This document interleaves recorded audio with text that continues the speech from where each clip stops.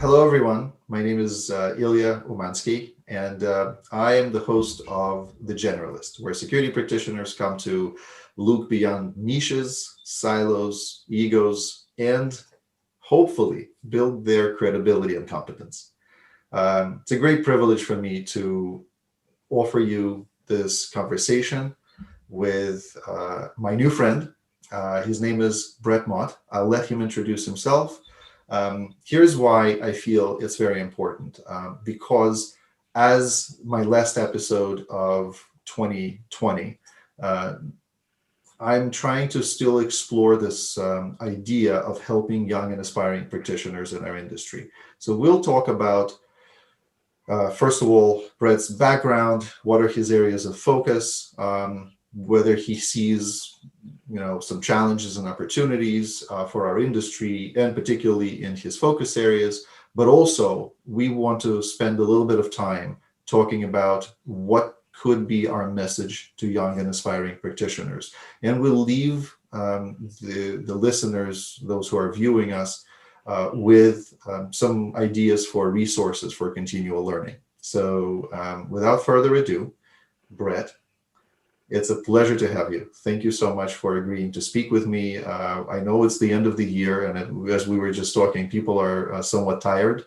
Everybody is looking to move on with 2021. Everybody's hoping for a safer, healthier next year. And I appreciate that you have found both the mental bandwidth to be able to speak with me, the time, and I really look forward to hearing your ideas and having this conversation. So welcome. Thank you, Ilya. I appreciate that. Hopefully my mental bandwidth will be accurate enough to help your audience out, but it is a pleasure to be on here. And as you said, it's interesting to be able to reflect at the end of 2020 and think about what we'll be doing as we go into 2021, which is a common year-end activity anyway, but certainly this year takes on a lot more importance, I think, for people than in the past. So anyway, by way of introduction, I appreciate that. My name is Brett Mott. I'm a retired U.S. Army Special Forces officer. Last year, I finished my executive MBA degree. And if I could touch on that briefly, what I found interesting was as I retired, during my career, I had the opportunity to participate in a program that was focused on security for U.S. facilities overseas, particularly embassies. Most countries probably have similar programs looking at how their embassies are secured. I had done, and as a caveat, you bring this up many times, Ilya, the purpose of definitions, security versus risk versus crisis, et cetera. I'm just going to use security as an umbrella term for a lot of things. So don't read too much into that. But I had done what we probably would call tactical security in terms of being deployed in certain areas overseas. But the embassy program was really my first introduction to what I think most people in the security industry would think of as a fixed site that had to be protected and all the things that go on there. So I really took an interest in that. And as I retired, I thought I'd like to pursue this a little bit more. Now, I'll admit I'm human. And one of the things you touched on in the past, Ilya, is that if we spend a long time doing something, we start to think that we have a pretty good grasp of what we're doing, which could be true, but we never know everything there is to know out there. So my assumption was I'll talk to some senior security officers in large corporations. And my guess is they'll tell me I should pursue advanced education in a field like emergency management or crisis management or something like that. What surprised me was to a person, they said, you need to look into an executive MBA, Master's of Business Administration. And why they said that was because the professional aspects of security, especially if we've been doing it a long time, those are things that we, A, already have some familiarity with, and B, we probably know where to go to broaden our education. You talk often about how, just as an example, if you're an executive protection specialist and you're focused like a laser on executive protection, you probably know people in the security industry who could help you with other things like entry control problems or supply chain or whatever, if it should come up something you need to know about. That's there. But how organizations work sometimes is not something that we deal with because we're looking at our specific lane and we're not thinking big picture. Yeah. So it was a eye opener for me, and as you said, sometimes a dose of humility to realize, well, I've worked in organizations my whole life, but it was a very specific type of organization, and I knew how that organization operated, but I needed to see how other non-governmental organizations might operate. So that's what led me to pursuing the executive MBA. And when I completed that, another thing that hit me was I really like learning and reading and curiosity and finding out why things are the way they are and asking questions. I always had that in me to a small degree, but I never really accepted and embraced it to say, you know what, I'm going to ask yet another question. I'm not going to accept what I'm told. I want to find out more why things work that way. So that led me to just scour the internet and libraries and everything that I can get my hands on to read, and what brought me to your podcast and the great information that you put out. So at this point, I'm kind of still in transition. Mm-hmm. And on the one hand, it's, it can be a daunting process thinking what comes next for me, what does life hold? Sure. But at the same time, Ilya, it's exciting because this love of education and wanting to learn, I think, has value in and of itself. So that's kind of what got me to the point where I'm at right now. I'm actually looking at another graduate degree program, possibly in strategic and crisis risk management. So that desire to keep learning is there. But the point I give to people as a takeaway of my introduction is that even after 27 years in a particular field, once I left that field, I'm starting over somewhere else. Those 27 years made me who I am and gave me a wonderful foundation. But you have to be open to learning and accepting that, okay, I'm in a new environment now. Just like if you went to one country and working with partners there, say in Southeast Asia, and now you're in Northern Africa, different cultures, different people, and you have to adapt to that. So by the same token, when you move from one career to another and you're transitioning fields, you have to be open to accept what's new and what's out there. So hopefully that covers a little bit of my background and where I'm at right now. No, that's fantastic. I appreciate it. Thank you. And I hope that it also gives some perspective to those who are watching this about a journey, because we all have those journeys. What I like about it is that because you look at it as a journey, right? You don't stop, you don't slow down to say, well, I learned everything there is, right? So you're taking on these additional challenges to just explore the curiosity and feed the curiosity that you have. That's fantastic. I wish that when I was going through university, that our professors focused on that message a little bit more, and also helped guide students as they were exiting with their degrees, right? What is the path to be curious, right? Where could you be looking, right? What are some of the resources? So I hope that we'll touch on that a little bit more. So I'm very fascinated by this, kind of how you started. You said that you spent some time when you were in the government service where you did tactical security, but it seems to me also that you didn't only do that, you also addressed things that very much directly related to what you're studying and what you have just completed studying recently, which is incident management. So that must have been part and parcel of what you've been addressing, right? Or some of the incidents that you participated in directly, right? So that I found to be for me personally, because my journey has been slightly different. I didn't serve in law enforcement and military, but I did kind of dive headfirst, if you will, under the direction and tutelage of Paul DeMatteis when I joined Prudential Financial many years ago. And I also have now more than 20-year span in my career, right? And I remember vividly how I had to learn a variety of things that you mentioned, and incident management, risk management, and this ability to capture our lessons from those incidents and then translate them into business language because we were responsible only to senior executives, and nobody was there to filter. We had to craft our message both in the United States and in many other countries where we operated, which all had their own senior leadership. And so that was one of the most interesting, most important lessons in my career. So I very much align with what you've been saying. And although I haven't received my MBA, I finished at my master's degree level in criminal justice and policy analysis. But I also feel like I've been picking up different lessons from different environments where I've worked. So I'm curious to learn more about your current areas of focus as you're studying them, and some additional things that you're finding to be of interest. And what are you seeing now that you're in the private sector as some of the opportunities for our industry, for professionals like yourself, for people that you're interacting with, and what are you seeing also as some of the challenges, considering the focus areas that you're involved in?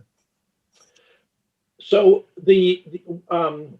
going back to using definitions or terms, and this could take in a lot of things, but crisis management as a term, to me, looking at an event and breaking it down into the phases. One, the pre-crisis. What are we doing to help people be ready for events? Then you've got, as you said, incident management, response management, whatever people want to call it, and then your recovery phase afterwards, which sometimes the last two, sometimes business continuity management, sometimes people call it other things, whatever. But all three phases interest me because they have their own challenges, as you suggested. And I think the pandemic has been a kind of a catalyst for people to realize they need to take a closer look at what they're doing. Now, what I found interesting was I've seen several articles referring specifically to the pandemic's effect on crisis management, security, whatever. And the thrust of the article is, we need to tear up the previous assumptions, and the pandemic's made us think differently, and we need to look at the world differently. I don't disagree, but I would argue that's something we should be doing all the time. Because when, as I've heard people who work in business continuity say, you do a planning cycle, you figure out what you're going to need, you do the training, you get everything ready, you maybe do a simulation, a full-scale exercise, after-action review at the end, and then you start the whole process over again.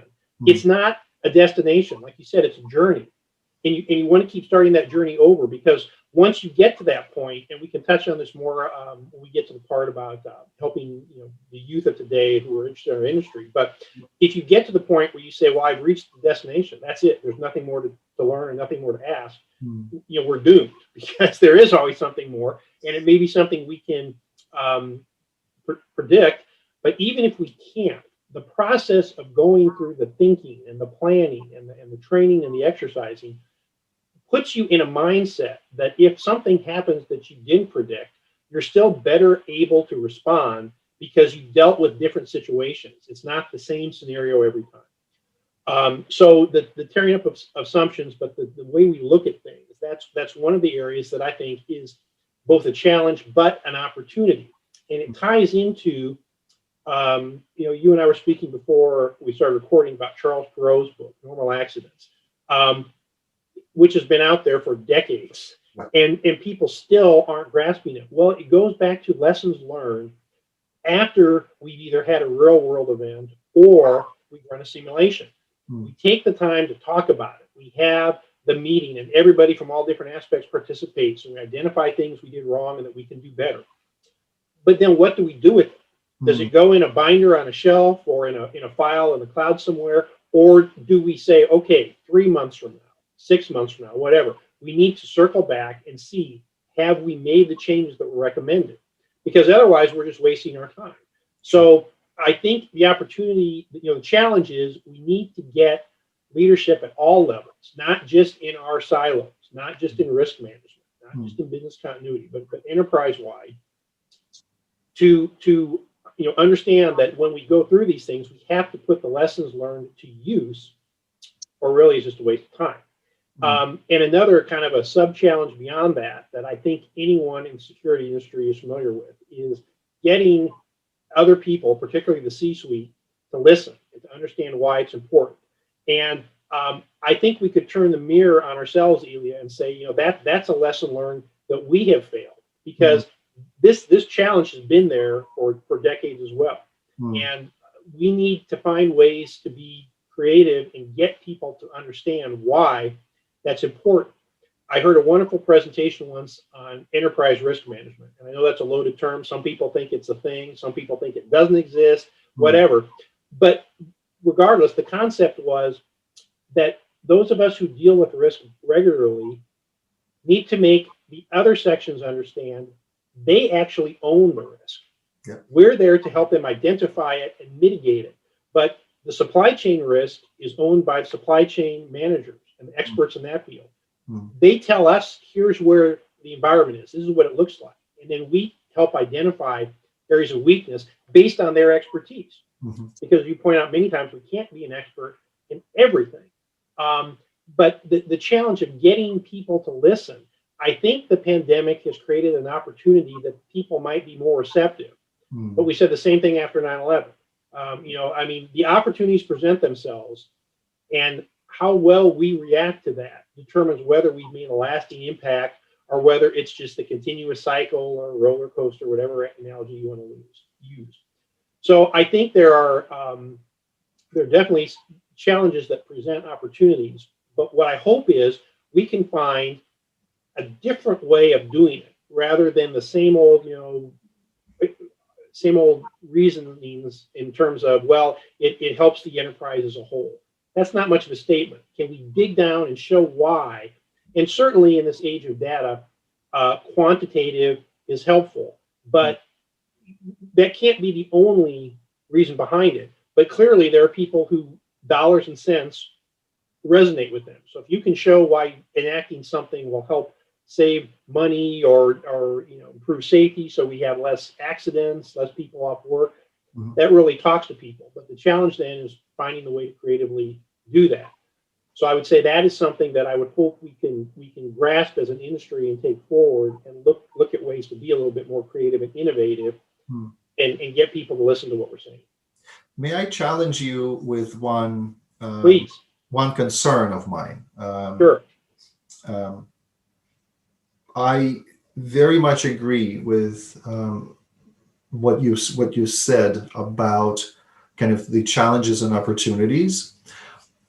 What I wonder about is this word creativity and how you ended your answer, because it seems to me that when we look at how our industry is formed, we ourselves are living in these like groups, subgroups, if you will, in the industry. So for example, and again, I wish that we had statistics that we could just pull out right now and demonstrate to our viewers. But let me just come out and say that I believe that majority of chief security officers who are responsible for non-cyber security in large to medium organizations are former law enforcement and military. The groups that are formed within their departments probably have similar traits. I'm not saying that everybody among the cadre of the direct reports and their reports have law enforcement and military background, but let's say that majority might. Sure. At the same time, we also have organizations that are building their separate executive protection teams that are now all in-house, and they outsource some of the functions, but for the senior executives, the teams are in-house in that organization, also completely comprised of a certain type of people with certain type of background, okay, primarily law enforcement and military. Tell me, does creativity still have a place? Is it sufficient, considering the build of these teams today, for creativity to thrive? What do you think? So that's an interesting question. I don't know if sufficient is the right word. I think it's necessary, and let me explain why. Please. So when I first started in the military back in the late 1980s, it was a very different world. We had Cold War, and just everything was different back then, as any period of time we can look at. But what I found, the evolution of how in the United States the Department of Defense viewed things over the years shifted in a positive way. Now, I'm not in any way trying to imply that everything is wonderful now. But what I saw, and particularly through my special forces career, was there were very enlightened leaders out there that understood it required a total, holistic, I guess, to leave lack of a better phrase, team effort.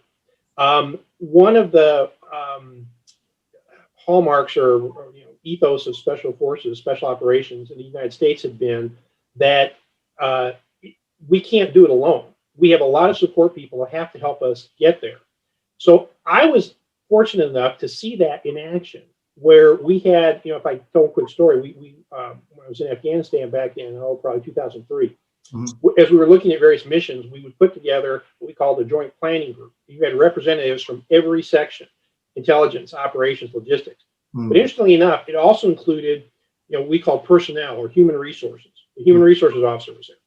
Well, we were planning, looking at a mission one night, and about halfway through, he raised his hand. I said, "What's on your mind? Tell me what you're thinking."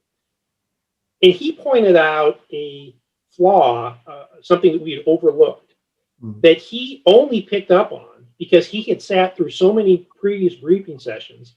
It involved logistics, and if we went above a certain altitude on mountains, could we actually get things up to them? Because when the air is too thin, we don't have the helicopters or the ways to get, whether it's equipment, medical evacuation, whatever. We can't do it. They have to come down from where they're at. So he had heard that and remembered it. The rest of us were so laser focused on what we were doing, we completely overlooked that fact. Now, that's not the best analogy, but here is someone from a completely different field who offered an insight that was crucial to us. So moving on with your question, I think in any organization, leadership, and it doesn't matter if they're ex-military or ex-law enforcement, they have to understand this. You've got to look outside your lanes to get people to provide input, and not just departmental, Ilya, but also at different levels. If everyone at the C-suite gets along real well and they share ideas, that's great. But how long has it been since those men and women have been down at the lower levels and know the ground truth about what's happening right now? Common example is manufacturing process. Somebody who may have started out as a line supervisor on an assembly line and worked their way up eventually to be, the senior vice president of production or whatever. How in tune are they with what's going on right now? A good leader has those people at various levels they can talk to get ground truth, and they pursue that. One of the best leaders I worked for would walk around our building, and he would talk to the lower level individuals just by passing them in the hallway. Hey, how are things going? And he would craft a conversation to get their vision of what was happening. Because if me, as a unit leader, constantly told them, "Sir, everything's great. We're doing wonderful. No problems at all." Well, that's my lens and my perception. And as you cover so many times in your podcast, our biases get in the way of so many things we could be doing because we just can't see beyond them. So I know exactly what you're talking about. And I was fortunate enough to be in a part of the military that, again, while not perfect, definitely emphasized the need to have that team concept to include people outside our area of expertise. Sure. I think any organization needs that. And if I can speak to the chief security officers, senior vice president of security, whoever at these organizations, my message to them is keep that in mind. You probably have 30 plus years of experience, which is maybe head of security at a large resort corporation that's got casinos in Macau and Las Vegas and every place. Clearly understands that industry inside and out. But when we start to rely solely on our 30 years of experience and we don't reach out to those other people, we're limiting ourselves and we're going to limit our success. Also, in addition to that, we need to groom those people and give them avenues to learn and advance and progress in the industry, because otherwise we're going to have a continuous cycle of the same people thinking the same things. And that's where that creativity piece comes in. If we all come from the same background, regardless of how creative or innovative we might be in our fields, there are still people in other areas that will look at things very, very differently. And I just finished a book that talked about that. And it's funny, I try to do that, but the older we get, sometimes the harder it is to remind ourselves of the need to do that. So I try and look at problems differently rather than coming at it with the solution that I immediately jump to, whether it's a bias playing out or I'm relying on heuristics that I've used over the years, and say, okay, this is what my first impression was. Let me just put that aside and let's turn it around and look at it from a completely different area. So I think, especially when we look at how, to me, innovative and creative younger people are today, that's what we need to tap into. And if me at 56, almost 57, if I just can't make that leap, that's okay. But I need to understand, okay, let me ask these people, because they're going to bring a different perspective. That was kind of a long roundabout answer, but I think there's a place for it and it's a need for it. I'm just not sure, as you said, that it's getting the attention it deserves. That's a challenge, I'd like to take on. Why is that? And what can we do as people who've been in the industry for a couple of decades? What can we do to open the eyes of those senior leaders, and get them to be more receptive to this kind of thing? Because I think that's where the future lies. It's not the same rote responses to everything as COVID shows. I mean, we've had pandemics before, but there were some things about this that were a little bit different. And if we can't react quickly and be creative in our responses, we're not going to succeed. You reminded me of something. I recently took a course in design thinking. Its organization is Interaction Design Foundation. And what it taught me was that even I personally, having not served in military and law enforcement and just literally having grown up in the security industry and having spent pretty much and learned my entire kind of life as a practitioner from day one, knowing nearly nothing, and then growing up in the industry and building my skill set. What it reminded me was that occasionally I could now reflect on moments when I wasn't listening to opinions and suggestions of people who had nothing to do with my function. And also sometimes opinions and suggestions of people who I did not believe had the same skill set as I had. And occasionally, now again, having reflected on those things, I could remember that those suggestions were actually vital to a successful project or an initiative, whatever it is that we have been up to. So I've been lucky that we actually dealt with a lot of challenges on our team when I joined Prudential, and then later on as I worked at Kroll. We actually worked very closely as a team, but we also by default had to collaborate with people outside of our functional group and bring them on board and make them understand what our challenges were, and so that they could offer to us some ideas for solutions. What I find tricky today is that our security departments, security functions, staffed diversely enough? Do they have enough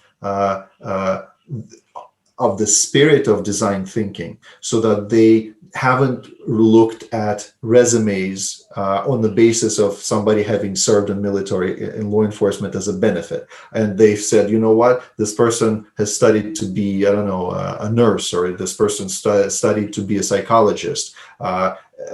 well, psychology is a separate field I love, and it's very near and dear to my heart, so I can spend hours talking about that. But have people, like to your point when you pointed out that a person from human resources identified crucial like oversight when you guys were planning your mission, I find that we could benefit from diversity of opinions, through diversity of backgrounds. And I'm not so sure that we have taken this on as an opportunity. We still, I believe, in 2020, end of 2020, beginning of 2021, are somewhat restricted in diversity of backgrounds on our functional teams. That's just my opinion. Now, I can't speak for every organization out there, but the message is the same. And I'm hearing you loud and clear that if you are a leader in a security function, and you have an opportunity to evaluate your team for its diversity of backgrounds. And if you have done so, good on you. And if you haven't, here is a new year that brings you lots of challenges that 2020 leaves us with, and opens the door for an opportunity to think about how diverse is your team, and how can you innovate and solve future challenges in 2021 and beyond.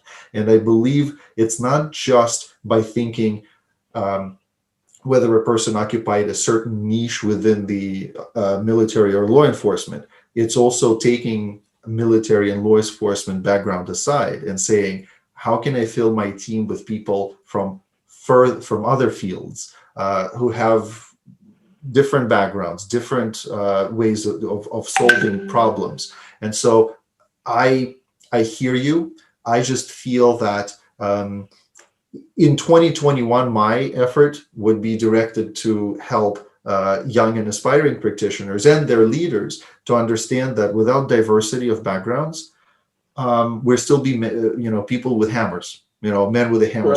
Right. So I just wanted to hear your opinion on that. I appreciate what you said. So if I could follow up one quick example. So sure.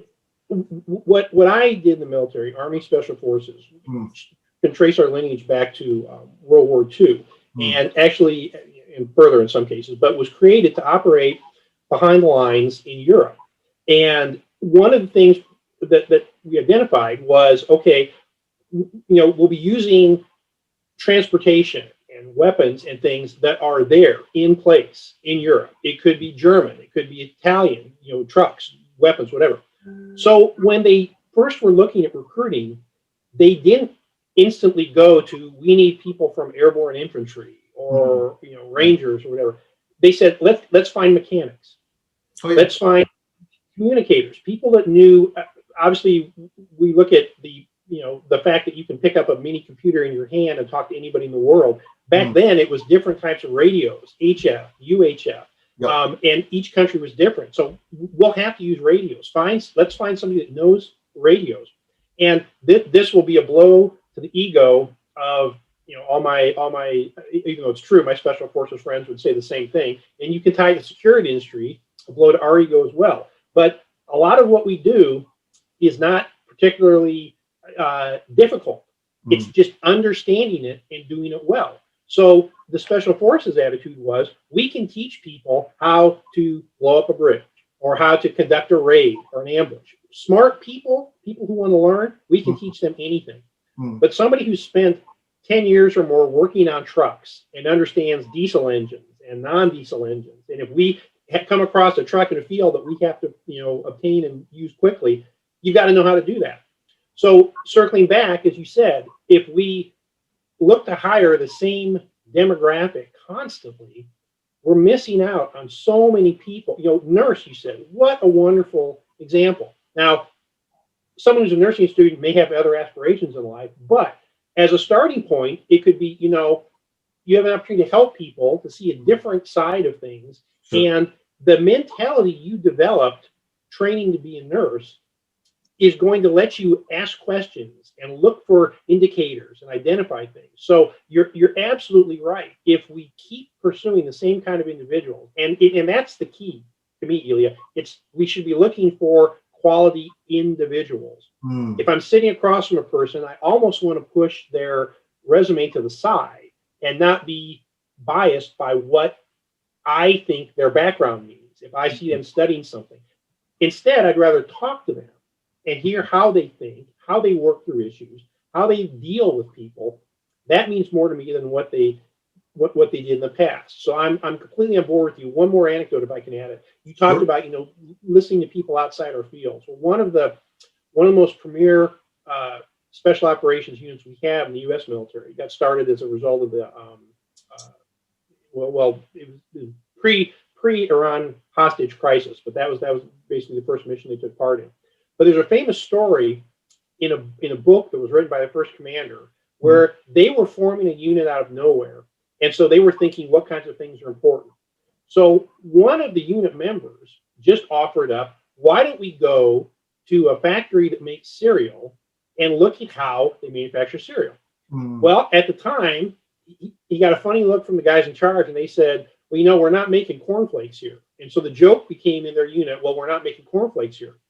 Well, fast forward several decades, and you've probably seen stories like this as well. I just read a story about a hospital emergency room staff that asked a Formula One racing pit crew to look at how they did things in the operating room. Sure. How could they improve performance more quickly? Now, you'd look at those two and you'd say, what on earth does premier auto racing have to do with an emergency room? But it totally different end states. But the mindset of how to get to that end state and the process was similar. So that notion of, well, we're not making cornflakes here, I don't know that it applies anymore, because I think that the willingness, that design thinking you talked about, people who were from a completely different walk of life could walk in, look at how you're doing something, just make one innocuous suggestion, and that might be what turns you around completely on the road to success. Just thinking out loud of my book. No, I really appreciate it, and you've kind of started us on this next question that we wanted to address is this. I guess the thoughts about improvement in our industry, and I think you've covered quite well what we should be looking at as leaders, diversity of backgrounds. I like your examples. Thank you for bringing them up.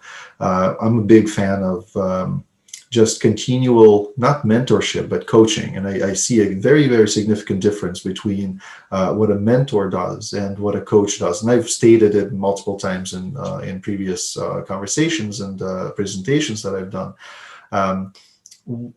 What do you think? So our industry is very diverse in terms of the task assignments, the scope of work. We have people who, for example, just are responsible for selling security systems. They simply sell security products, and they still believe that they are professional about security, which I've met people who are extremely knowledgeable and they're just selling product, but I've also been, I've been wondering to what degree a person knows how to protect assets by simply offering a specific product. So that's a conversation that we can, expand upon. But I also see people kind of aligning with certain niches. I see that there's a lot of people that now go into specifically threat intelligence. Then I go and I look at the sector of executive protection, and there's a lot of people that are delivering very good service, but it's a bit of a niche. As far as improvement is concerned, particularly because you're kind of looking at the industry now, having received your executive MBA and having had experience in your past career in the government, what do you think are some of the improvements we could be making in the next few years, other than obviously this discussion about leadership and diversity? What else do you think stands out in your mind as something that we can improve upon? Oh goodness, that's a good question. So a couple things. One thing you touched on, and this I struggle with this myself. It seems like it's conflicting advice. One of the things that we studied considerably in my MBA program was how famous companies were unable to, I don't say differentiate, but they were unable to recognize threats and then differentiate, and they ended up going by the wayside because they couldn't adapt. Yeah. So we hear the the mantra, differentiate yourself from everyone else. But at the same time, as you touched on, you find that niche in that lane, you become an expert in it, but then you get very blinded to the rest of what's going on. And I was thinking about this last night. Ironically, I was listening to some of your podcasts yesterday, and that thought was running through my mind about. I don't want to jump ahead to our section on advice for younger people, but what I would tell people is, as you're starting out, I think there is value to becoming an expert on the subject.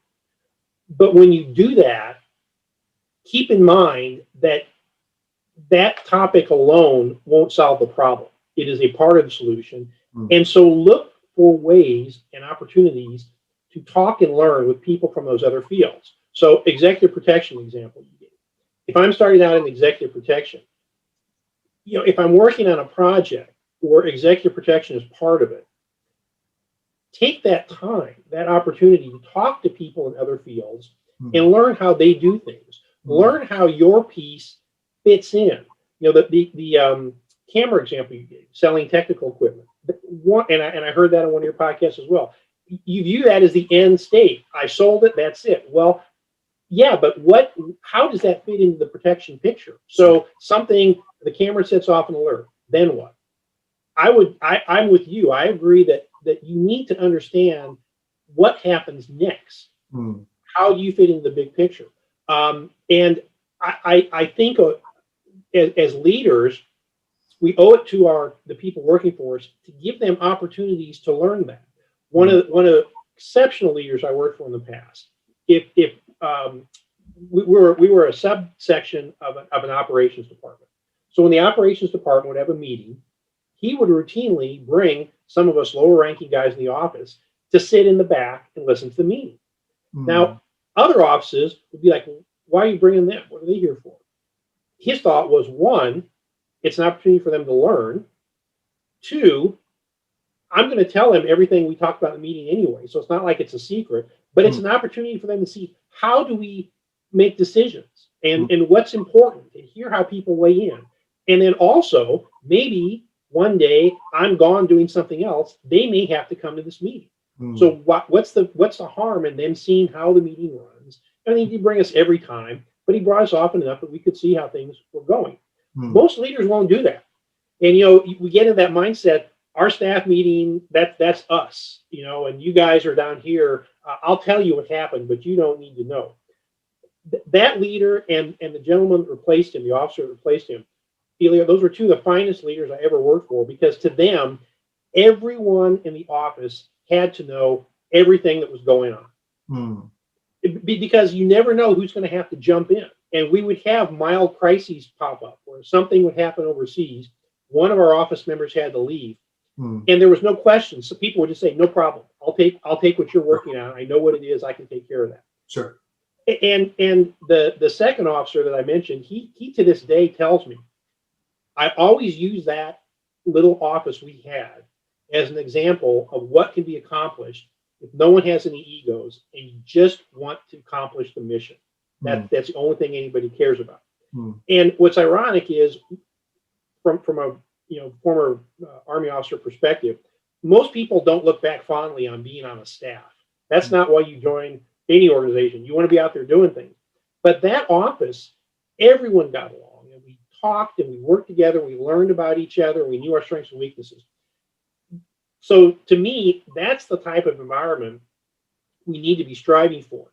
And even leaders that say we need to be inclusive and we need to get a more diverse staff, well, that's great. But once you've got that diverse staff, what are you doing with them? Yeah, sure. Because if you continue to keep them shielded from everything that's going on, you're making a mistake. I look at customer service as an example. You probably heard United Airlines had two really bad experiences over the years. The most recent one was when they removed that doctor from the airplane forcibly. That didn't go well. But what's crazy is that happened after they had the incident that's known as United Breaks Guitars. Quick explanation: a baggage handler was storing some instrument cases, broke a guitar that probably cost $4,000. The gentleman whose guitar it was tried for probably 7 months to get United to reimburse him, and they wouldn't do it. They said, no, the stipulation on the contract is, that's the way it goes. So being a musician, he produced his own viral video. It was a video that went viral for YouTube, and he made up a little parody song about it. And United ended up using $100 million of capitalization because of the negative publicity. Now they eventually gained it back. But the point was, any of the multitude of customer service representatives he talked to could have looked at that and said, here's an opportunity. We can help this guy. We can turn this into a positive. We can show videos of how we're reacting or whatever. Sure. But senior leadership had not created an environment where they felt they had the authority to go ahead and make a decision like that. Mm-hmm. And so going back to your question on improvement, until we have the trust in people and we develop them and train them and educated them, and then we let them go and say, you're there on the ground, you're experiencing this on a daily basis. I'm in my office wherever, and I may go down, I go down to the production line, or I go down to where the guard shacks are, depending on what what industry we're talking about. But at the end of the day, I'm not there all the time. Yeah. So you have to trust your people and prepare them so that they can make decisions. And I think that's the biggest area of improvement that it puzzles me why we're not engaging more in that. Mm-hmm. Because we talk about diverse staffs, but it's not just hiring people that can do the job. It's then putting them in a position that they can do great things for you. Closing thought on this. Hubert Joly, the gentleman that was hired by Best Buy to turn the company around, and he did it quite well. Mm-hmm. And one of the things he did before he took over was he told them, okay, you have to give me permission. I'm going to go to multiple Best Buy locations, and I want to talk to the people there. So he came back, and then they liked what he said, and they hired him. And he immediately told all the senior executive leadership, you need to understand, the most valuable players in our organization are those folks down there with the blue polo shirts on that are talking to customers on a daily basis. It's not us up here. Everything we're doing should be focused on supporting them because they're what's going to make our company a success. Mm-hmm. And I've heard generals tell their staffs the same thing.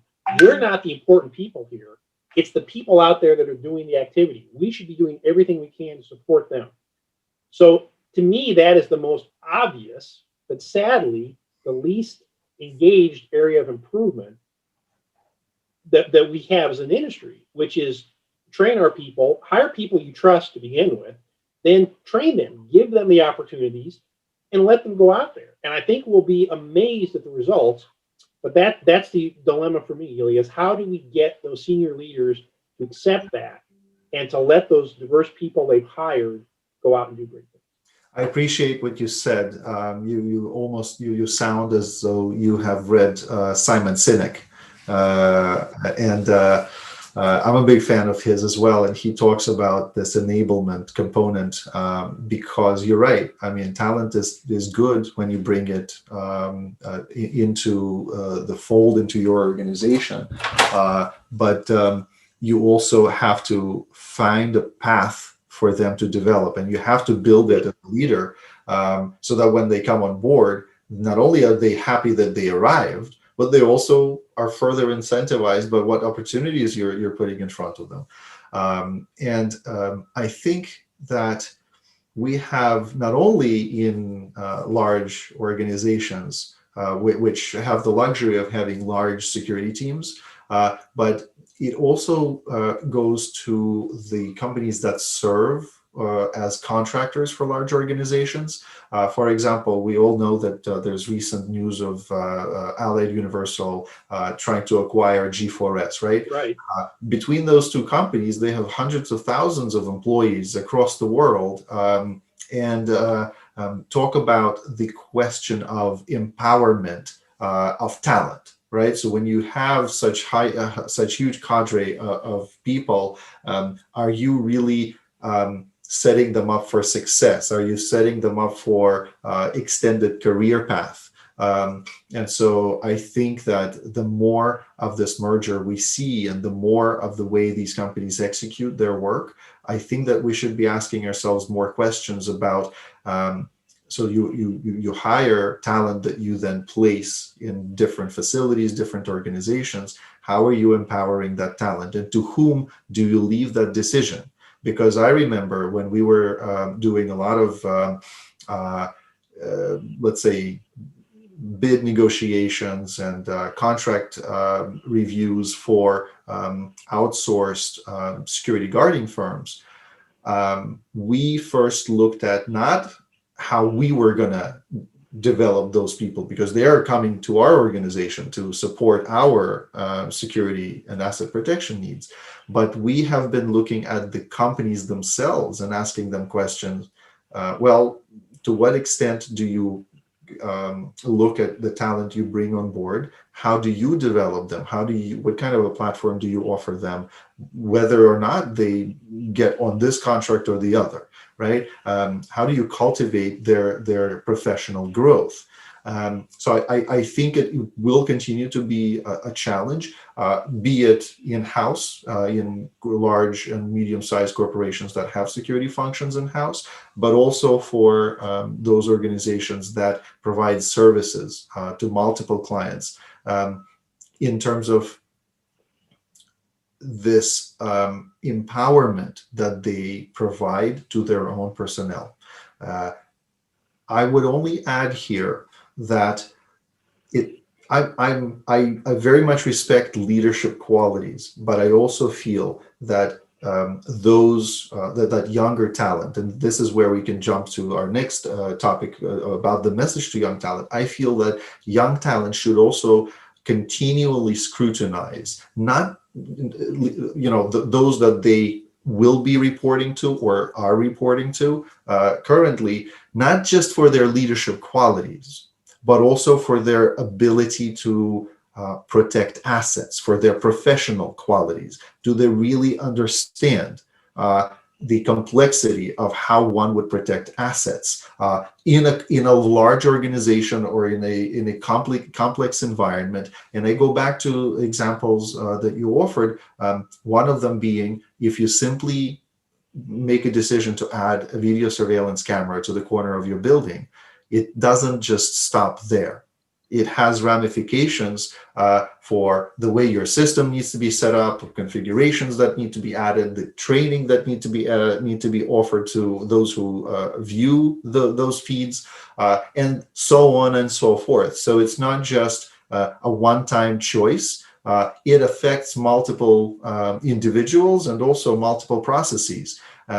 And on top of that, you add prioritization of video surveillance. Where does this new camera fit in my prioritization of video surveillance, right? And so I feel that not only do we need to do the top-down improvement where leadership says that we're going to empower, but I also feel that we need to enable and help young talent to scrutinize those, both the organizations they're looking to join and the leaders they're looking to align with. And this is, I spent, probably some articles and also some conversations and presentations that I've done over the years, talking about that factor. Is that leadership qualities aside, do you actually believe that this person also knows what they're doing?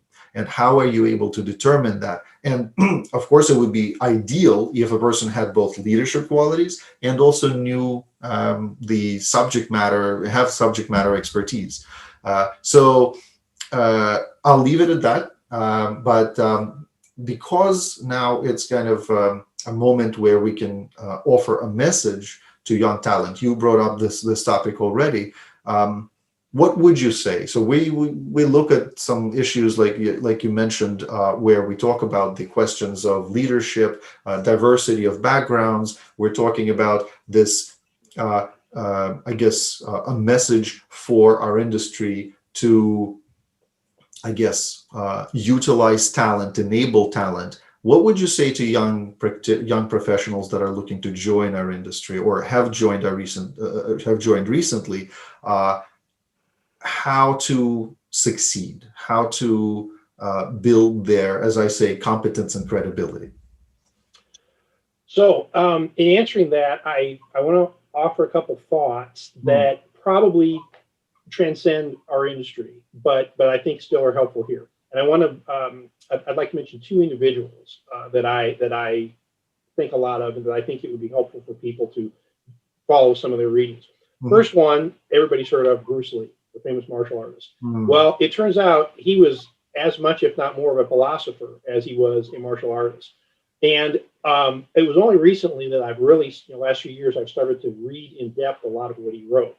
And he had a simple philosophy that he had many deep philosophies, very simple one, that how he viewed life, that I think helps people at all levels, but certainly as you're starting out. This isn't exactly what he said verbatim, but it gets the point across. His advice to people was try everything, keep what works from that, discard what doesn't, and add your own personal touch to it, and then move on to the next. And if you look at his background, he was certainly a forerunner of what everybody would now refer to as mixed martial arts. Because he said, his first initial foray into martial arts was in Kung Fu. And he said, well, there's things I like about Kung Fu. There are a lot of things I don't. So I'm going to take these three things that I like and build on that. Now I'm going to move on to karate. And I'm going to take what works for me in karate and so on, judo, jiu-jitsu, etc. But, in many ways, like, okay, well, I'm looking at how I want to be a leader or how I want to fit into the security industry. So I like aspects of things. Take what works for you and discard what doesn't. Because one of the things that frustrates me to no end, Ilya, it's one of my biggest frustrations right now, is too often when we offer advice, it comes in the one-size-fits-all model. And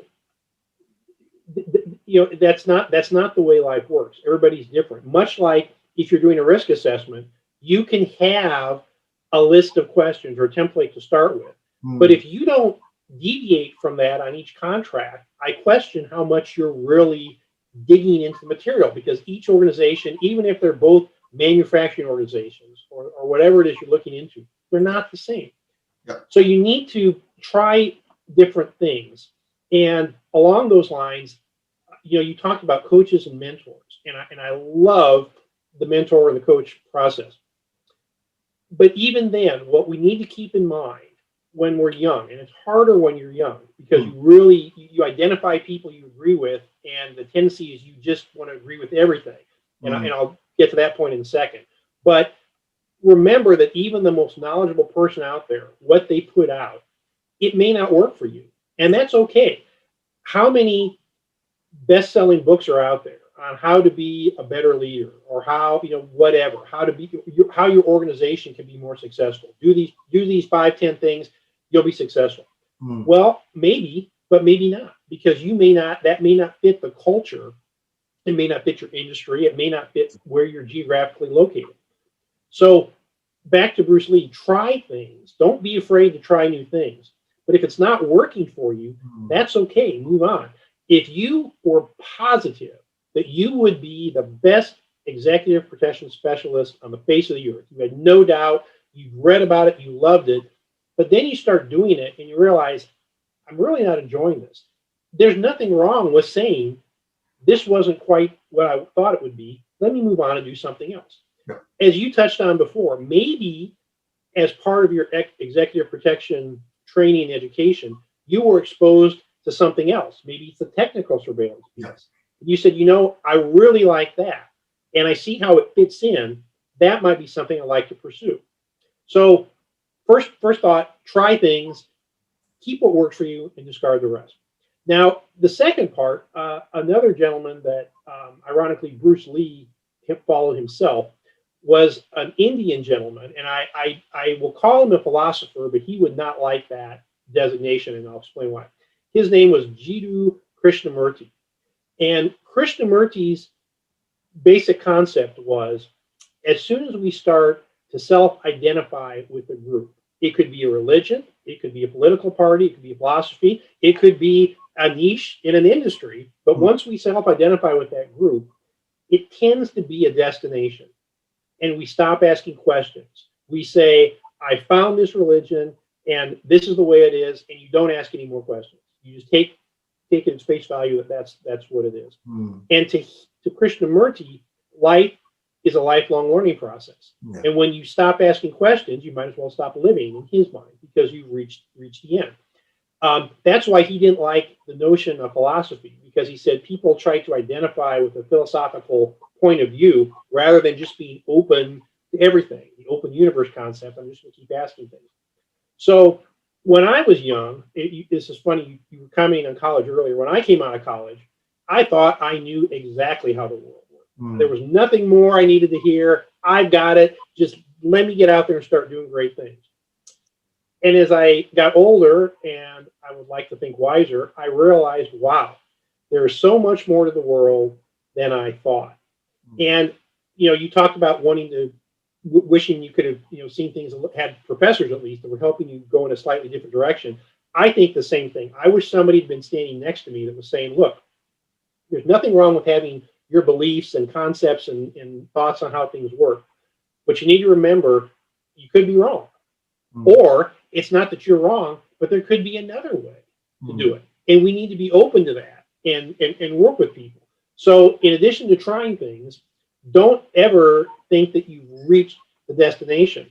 If people think that's too new age and philosophical, I would say this: look at how many organizations thought they had the business world figured out, and then the pandemic hit. And suddenly the model they had built was fractured. Going back to Perot, it was infragile. It was tense and brittle. That was the word, brittle. And suddenly it just crumbled, because when everything was going smoothly, it was able to withstand the stress. But once you put pressure on it, it cracked. So, if you're new and starting out, be open to new things and don't be afraid to change, and don't become so dogmatic in a particular area that you think that's the end of it. Then, to segue to your comment, look for coaches and mentors and people out there to give you advice. But continuing our thought, don't restrict yourself to your particular niche or industry. There's an organization in the U.S. that's designed to match mentors up with transitioning veterans. And I give them credit. The application process, it's a very detailed questionnaire. And the reason is they want to know, what exactly is it that you, as a protege, are looking for. Is it business advice? Is it life advice? If you're interested in financial investments and you say, I only want to talk to somebody interested in financial investments, that's one thing. But a friend of mine who was a retired Navy SEAL, he said, I don't care, and I don't remember what industry he went into, but on his request, he said, I don't care what industry the person's from. I would just like to talk to someone who's a little older and can give me life experience based on what they've done. Now, I made the decision to stick strictly to a security focus. And the mentor I got was a great guy, but he and I agreed I probably needed someone a little bit older, because what we talked about, in some ways, I was a better fit to be his mentor because I had more experience than he did. But my friend said that was one of the best relationships he ever cultivated. And the gentleman he was paired with had nothing to do with his industry, but he had a lot of life experience. He had learned hard lessons, like we were just discussing, of where he thought he was right. He was positive he was right. And then at the moment of truth, he realized, wow, I misjudged this one entirely. And talking to people who've already walked the path that we walk, or we hope to walk, is very helpful. So yes, you want mentors and coaches and advisors in your field, in executive protection, in technical surveillance, in whatever it is you're doing in life. But at the same time, circling back to kind of how we started this discussion, look for people from other areas, because you'll gain so much from listening to them talk and think. I read a book recently called Restoring the Soul of Business by a gentleman named Rishad Tabakawala. You might know that. He is a legend in both the tech and the marketing industries. Yet the thrust of his book was not beware of technology, but keep technology in mind as strictly an addition to what we're doing as human beings, not a replacement for it. And one of the things he suggested was, and this could work for a large corporation, small company, whatever. But he said, he talked about how art and the way artists think, whether it's a painter or a sculptor or a musician or someone who does dramatic readings or a poet, their thought process is creative, going back to that word creativity, different from what we might be used to. So what he urged organizations to do was schedule things like let someone do a dramatic reading, or in your building do a presentation with their art. But don't stop there. Schedule an hour or a 2-hour session, a question and answer, where people in your company can talk to the artist and find out how that person thinks. What is it? There's the old story about Da Vinci or Michelangelo looking at a block of marble and saying, I see the angel in there. I just need to release it. I mean, having the creativity to see that. Find out what people think. And I love the fact that you brought up design thinking, because that is such a wonderful example. I read a book on that, and the gentleman writing it said, when you mention design, people automatically turn to architecture or engineering or something like that. Well, that can be a baseline, but it's not that it's architecture, engineering. It's how do they think? How do they look at things? So as you're progressing in your career, if you're starting out, just keep an open mind and look for as many opportunities to learn and develop as you can. Now, the flip side of that is, to that clarion call, is then leaders need to understand you've got to give these people opportunities. You've got to schedule those art displays in your organization, or find ways to give your people opportunities to try things and to learn. Because even if you're Allied Universal or G4S, whatever, your company that's known for primarily providing contract security guards, I would submit that most contract security guards, when they start out at entry level, that's not what they want to do for the rest of their life. Yeah, exactly. And if they know, it's exactly what you said, if they know, look, I know this company has a path to advancement, not just, I'm a supervisor, I can move up to be a supervisor or a manager, but they're going to educate and train me and let me learn things. And they're doing it from the perspective of, I'm a human being. I'm not just an asset, a tick mark on a spreadsheet. So when I encourage the young people to get out there and learn as much as they can, I think that needs to be coupled with leadership's got to recognize that and give them opportunities. And, I like what you said earlier.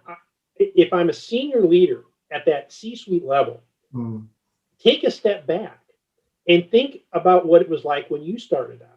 And whether it was good or bad, look at the opportunities that were there. And if it was bad, what can you do to improve the environment and the situation for your employees who are down at that level right now? If it was good, remember that and think, like I mentioned, that the experiences I had where some leaders really let me experience some things that other leaders might not have done. I remember that. And if I'm in that position, I do my best to return the favor and to bring younger people in so they can see what's going on, and it helps them develop. And to end this thought, another thing to look at is, as we develop these people, I think it's the right thing to do, just in terms of they're a human being and I want to help them. So if they decide the security industry is not for them and they move on to do something else, I think we need to take the attitude, not that, well, what a waste of time and money. That was money invested we'll never get back. Well, we lost a person who was in our employee and security industry, but they may go and do great things somewhere else that could benefit us. Maybe that nurse that you gave example, notional example. She liked what she learned in the security industry. It helped her develop more, but she knew in her heart of hearts that nursing is where she belonged. Maybe she excels as a nurse, and one day she's helping a COVID patient that happens to be one of our parents or a cousin or a child or a loved one. Again, people might say, well, that's just all hypothetical nonsense. But I believe that, the golden rule applies. Treat people the way you want to be treated. So all the good things people did for me over the years, if I'm in a senior position where I can have an impact, I want to return that. I want to train tomorrow's youth. And we'd like to think that we're going to leave the industry in a better place than it was when we came in. But we've done something to have a lasting impact. And I think one of the best ways to do that is to take care of our young people, give them opportunities to learn and develop, and give them the opportunity and the freedom to try things and do things. We all make mistakes. That's how you learn. So let them get out there and do things. I'll only, you've said pretty much everything that I could have possibly peppered you with questions about. So I think that's very all-encompassing. I'll only add one thing that you said before, which is that this empowerment, this enablement component is so important for a variety of reasons, just for morale perspective. Just that alone is good enough of a reason to offer that enablement. I like that you're thinking kind of, almost as if you were kind of guiding a group of young talent to their next stage in their professional development, where they need to be. I wish that our industry, as I've said many times before, could contemplate a slightly more nuanced and more academically driven development for young talent. Because right now, as I've said earlier in our conversation, I remember when I was in college, I didn't know anything about security industry, even though I was at John Jay College of Criminal Justice, and yeah, we did have a protection management department. Had no idea what it was about. Sure. And let's leave that thought that any leader in our industry would probably serve those in their charge best if they were to help feed their curiosity with variety of topics, because our industry requires broad knowledge. You have to understand, because you're serving such a wide base of let's call those folks clients, people that would work with us in the same organization, or those whom we advise being consultants, or if we stand post somewhere being a contract security officer. I think that all of those organizations have so much diversity in them that it's only fitting to have a broad understanding of different topics, of different opinions, and to be humble enough to accept other people's perspectives and views without losing your sense of civility. And I know that it's a tough message to process for many in this very tumultuous time. We have full social division. We have COVID on top of that. We have this anxiety about sitting in our homes, not knowing when the vaccine is going to help us. We worry about our families, our livelihoods. So I understand the complexity of our situation, but I like your message that it resonates very much with how I've been developing my career, and when I remember myself as a student. So I appreciate you pointing to Bruce Lee. I appreciate you pointing to a gentleman in India whose name I probably will butcher to no end. I will just forgo pronouncing it. It took me a lot of practice to get that one right. But we'll get, this is a very good segue. I appreciate that, because let's quickly run through a few suggestions for useful resources as we leave, as we kind of end this conversation.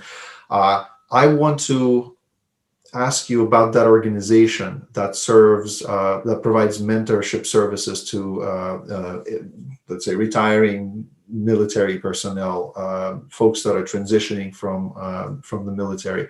Do you know their name? Yes, the name is American Corporate Partners, or ACP for short. And the thing I'd like to mention about them, Ilya, is that because it's strictly for transitioning veterans, people that say, "Well, I'm not a veteran," turn off.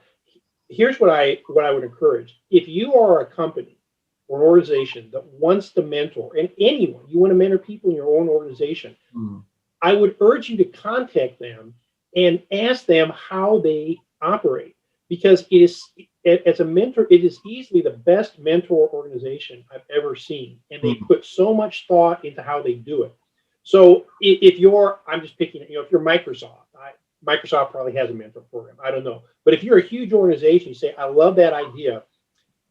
Listen, contact them and talk to them, because it's easy. I've seen organizations, specifically security organizations, that have started mentor programs, well intended, but just they fizzle, and they don't have the focus that I saw at ACP. So I will happily send you that link if anyone is a transitioning veteran. It's worth a look. But even if you're not, finding out how they do business to set up your own mentor program, I think is worth contacting. Cool. So let's just briefly assemble this. Let's call it a short list, and when we can compensate with a few links later on. We can Sure.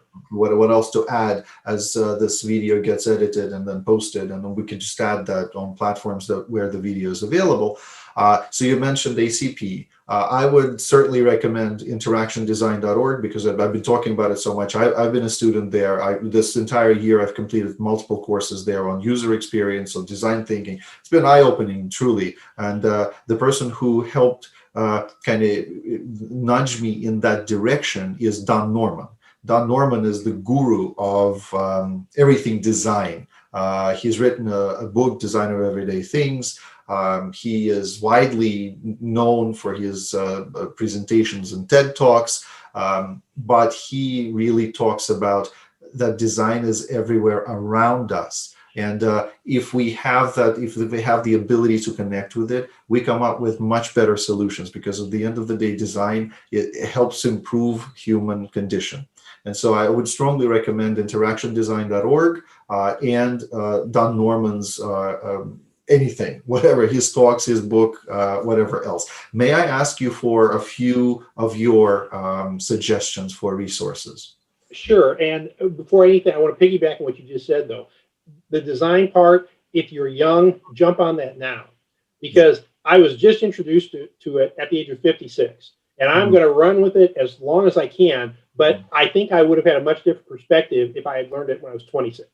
So, and as you pointed out, those are classes you can take online now. You don't have to go anywhere. So just look into that. I'll be posting all of my certificates later on. Just call it a brag. I deserve one brag a year. That's fine. Right. That's right. I'm surprised you don't have them on the wall behind you, so I can post it. Cool. You'd be surprised. I'm actually in my son's room, just to give everybody else some peace and quiet. And so, but yeah, definitely. I found this. It was a revelation for me what design actually is, and I think I'll continue to study it for kind of the rest of my my life, I would say, with all the curiosity that I've left. Please go on with a few others. Okay, well, so we talked about this before the recording. I'll give a shameless plug to an organization I support, the Institute of Strategic Risk Management. Yes, please. Yeah. It's a global organization based in the UK, and Dr. David Rubin's executive director strives to bring academics, practitioners, and policymakers together to talk about serious issues. And certainly that's something that we could use a lot more of today.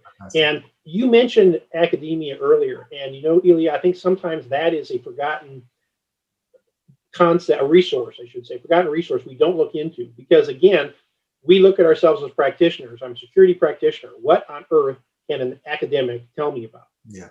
Well, Charles Perrault was an academic, and he had some pretty, normal accidents. He had some pretty interesting things to share. There's a lot out there, and admittedly, some of it was written in the 70s and 80s, but so what? It's still seminal in its own way and worth reading. But the Institute of Strategic Risk Management, ISRM, really pushes education. And one of the things I like about it, we talked about this, was you certainly can be a dues-paying member, but even if you don't want to join, so much of the information that they're willing to provide is out there for free, to include education. There are many training courses you can take that the content is completely free. Now, if you wish to pursue the British Office of Qualification certification, there's a small fee associated because an external auditor is involved. But just the material itself, and it's in a stark contrast to what I've heard you talk about in other podcasts and we've talked about earlier today. Associations that, while well intended, everything has a fee associated with it. Yeah. You pay to join. You pay for every education session. You pay for certifications. You pay for this, for that.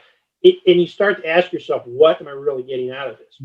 So, segueing back to advice to young people, it's tempting to join everything. And I say that as someone who did that within the last couple of years. Once I retired, I said, well, heck, there's all these different associations. Every time I joined one, I'd hear about a new one. Well, let me join this one. Let me join this one. Many of them are wonderful organizations, but if you're paying a membership fee, ask yourself, what is this really giving me? And whether you're just starting out or you're mid-level or senior level, you have different needs at those parts of your career. Sure. And not every organization is going to work for you. So don't fall into the trap of I have to join everything, because you don't. Pick the one or two that really work for you and ask questions. Say, what do I get for my membership? May I just add one small bit here? So recently I was talking about one such association in our industry, and the question arose to them, what are the core competencies that you promote for your members? The answer was zero. No core competencies. So to add to your advice to young and aspiring practitioners, ask before you join, what is it that this organization promotes, and what kind of core competencies do they align with, right? Because if they have none, what are you going to get out of it, right? So exactly. And I see the relation to this is a comment you made in a previous podcast. Security being a trade versus being a profession. And my hope is that I don't know that in our lifetime we'll ever get to that point that there's a standard that everyone agrees to, because different associations are going to push their view of what it should be. My hope is that one of these young people who might be listening to us will be the person or the group of people that can get past that and get us to the point where we're considered a profession like everything else. But that's certainly a topic for another day. Okay, so I mentioned ISRM. Last thing I bring up is, and this is I don't say this is a cop out. This is a pretty easy one, but one of the things that really hit me the last year was how much I'm getting out of books, and not just reading a book, but then digging into, okay, what resources, what other books did this person read, and then using that to spider web and branch out. Yep. So if I could just mention a couple books that really helped me. One, ironically, is on psychology, and I love that you brought up psychology, because one of the hallmarks or the basic practices we do in Army Special Forces in the U.S., which is a very specific unit. It's different from the SEALs, different from the Rangers. We were created to work with foreign partners overseas somewhere. So by definition, a key component of what we do is cultural immersion and cross-cultural communication. And what I found was working with counterparts in Southeast Asia or Europe or Africa, wherever, helped me learn quite a few things that became beneficial when you're in a particular part of an industry and you are organization, and you have to talk to people from another part. Cross silos, how to break them down. And so learning how to do that cross-cultural communication piece is important. Psychology, how do you deal with people? Why do we make decisions? Someone makes a decision out of the blue that you're like, wow, that's not what we expected, and that's going to create a lot of problems for us. Well, why did they make it?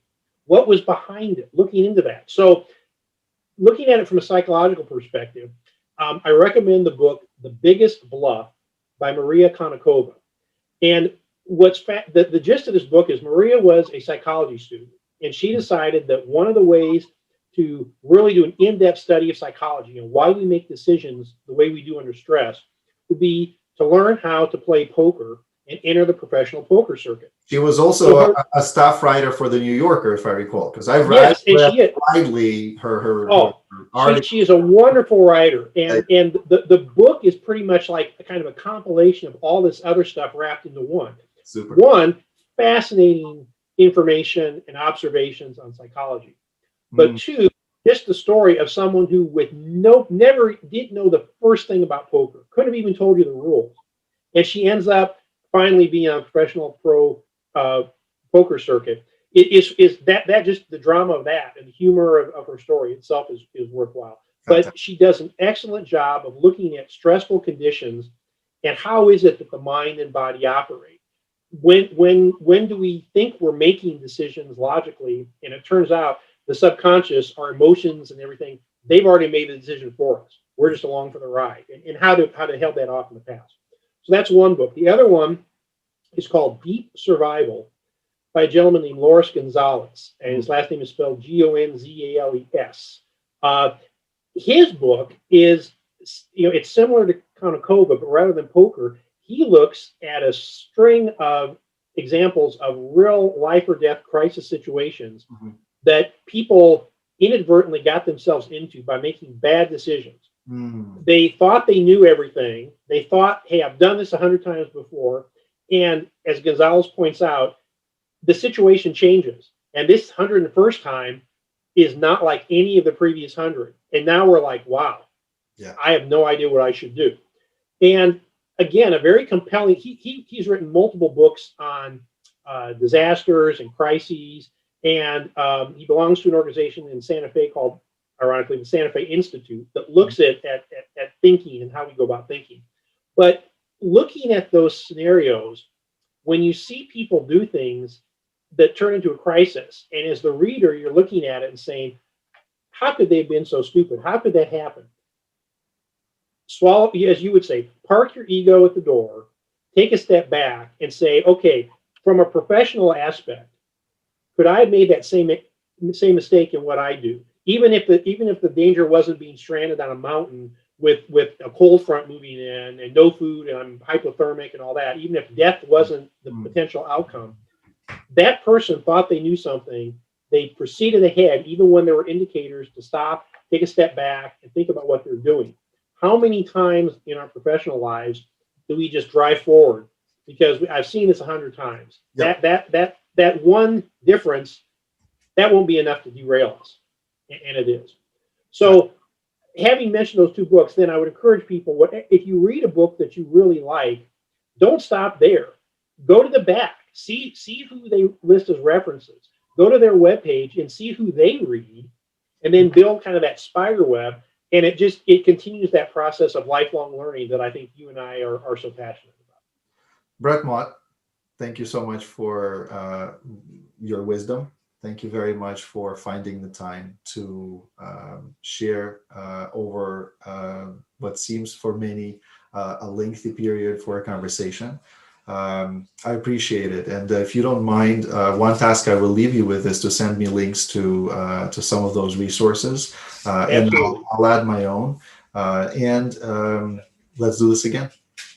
My pleasure, Ilya. Thank you so much for letting me come on. And it's always a pleasure to talk about something that you really care about. And I think you and I care about this equally. So it's my pleasure, and I'd be happy to talk to you at any time. It's a privilege. Please stay safe and please be well. And I wish you very happy holidays.